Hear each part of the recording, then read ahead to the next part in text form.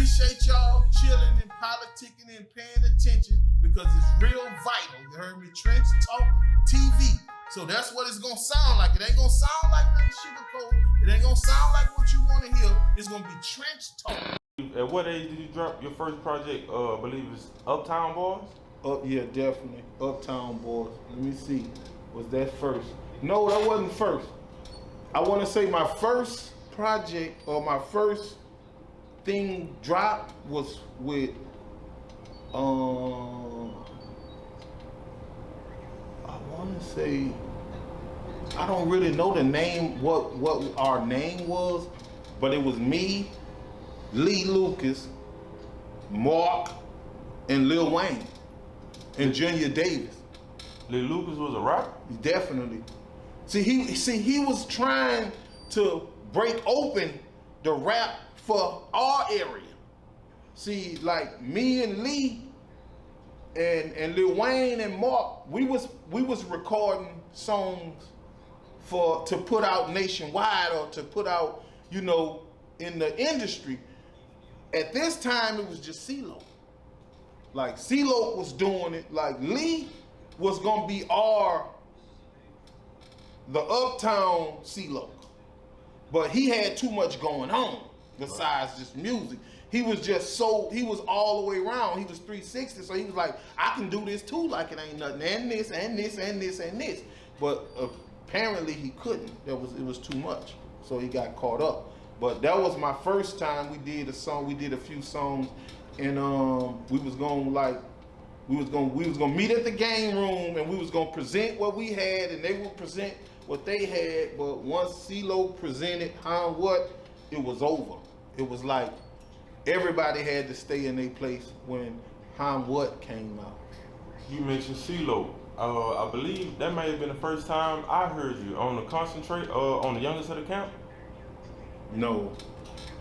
When I probably got on the CeeLo song, it was way down the line, because like I say, by me being under the Lee Lucas camp, I wasn't just gonna go to the CeeLo camp. Nah, it wasn't gonna work like that. Like, even though we didn't have no problem, it wasn't no beef or nothing like that, it was just that it couldn't go like that, because we was going to record at the same studio in Glen Oaks and, you know, other little areas. And I want to say off Windburn by Tommy Jefferson. I think that's what his name. He dead now, rest his soul. But we was going to the same studio, and that was like when I realized what a reel-to-reel was. Like, we was recording on a reel-to-reel at that time. Like, that's how long ago that was. And is this around the time that you ran into or start doing music with Boosie? No, like I still had a lot of more trench life to go through before I got with Boosie, because after the Lee Lucas thing, like I pretty much, like before the Lee Lucas thing, I took over the game room. I don't want to leave that out because it's a big part of the game room. Now the game room, I pretty much had to go do that myself. But it was like a rap battle every weekend, and dance battle, rap battle every weekend. So I started the dance battle. I got in through the dance battle because, you know, like you got to get to the mic. Back then you had to go through the floor to get to the mic. You feel me? So, you know, it was all part of my plan. So I started dancing, and I really came up with the Crazy Man. Like, it wasn't called the Crazy Man. It was called the Big Head Dude at first. But like, you know, like I say, coming from where I come from, like nobody never gave me my props. Like, they always tried to take something that I came up with, and before they honor me or give me my props, they'll throw it in the street. You know, just like that. You know, like, and I saw the dance taking off. Even though I ended up in jail, by the time, you know, it started getting to high schools and all that, and it was called the Crazy Man and all that. And I was like, wow, that's cool, because I came up with that from nowhere, just trying to get some attention and start moving like that. And they didn't turn it into a dance. But thanks for nothing, because they named it the Crazy Man. You know, like, wow, I'm not crazy. I knew what I was doing, but hey. So when you say you had a lot more trench life going on, I'm taking it you still in the streets, you hustling, you doing your thing, you going back. Surviving. Right, surviving, because I ain't become a real hustler until probably in the 20s. But in the teens, I was just surviving. And a lot of this took place. And I met Baby in the process of the game room. And Baby was like, you know, you want to roll with me? And I'm like, I'm going to let you know, because I liked his style, you know? And because I had already seen him a couple times, because he came to the game room almost every week with an act. Even if it was UNLV or Miss T or Pimp Daddy or whoever it was, they had to come see me at the game room, you know? And when they threw that Trigger Man beat on, I went at their neck. Yeah. You feel what I'm saying? Male, female, whoever it was, I went at their neck. And if they say I didn't, they lying.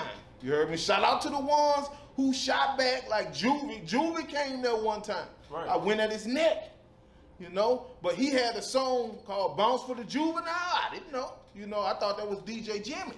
So when he hit that Bounce for the Juvenile, man, they went off in there. So, you know, Juvie, he lasted. You feel me? Like, with a lot of them, I pressured them out.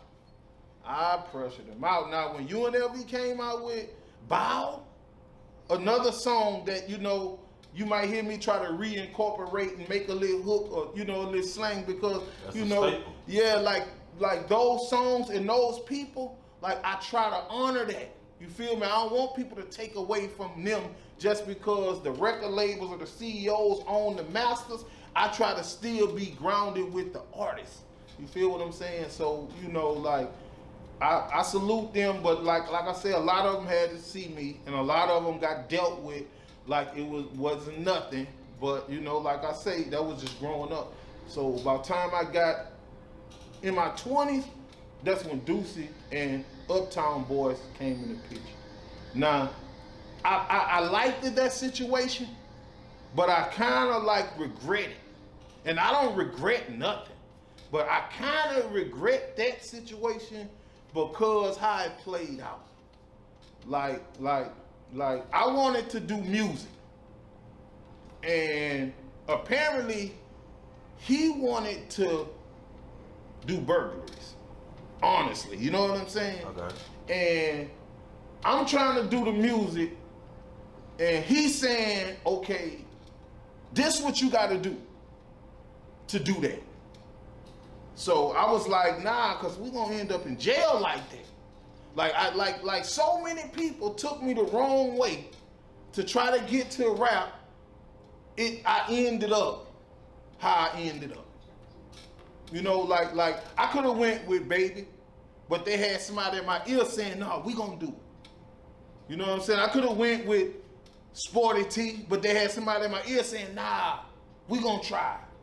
You know, like all of the infamous drug dealers from South Baton Rouge, from my end, right, we tried.